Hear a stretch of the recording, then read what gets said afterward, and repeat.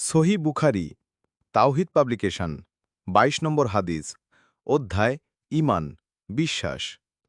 আমলের দিক দিয়ে ঈমানদারদের শ্রেষ্ঠত্বের স্তরসমূহ আবু সাঈদ খুদরি হতে বর্ণিত নবী সাল্লাল্লাহু আলাইহি ওয়াসাল্লাম বলেছেন বেহেশতবাসীরা জান্নাতে এবং জাহান্নামীরা জাহান্নামে প্রবেশ করবে অতপর আল্লাহ তাআলা মালকদের বলবেন যার অন্তরে সরিষার দানা পরিমাণও ঈমান আছে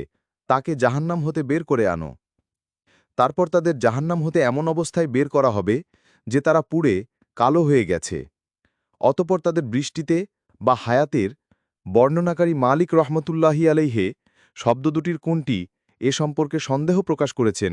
নদীতে নিক্ষেপ করা হবে ফলে তারা সতেজ হয়ে উঠবে যেমন নদীর তীরে ঘাসের বীজ গুজিয়ে ওঠে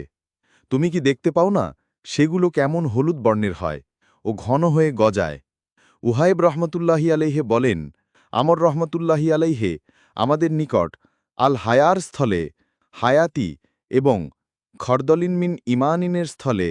খরদলিন বিন খাইরিন বর্ণনা করেছেন হাদিসের মান সহিহ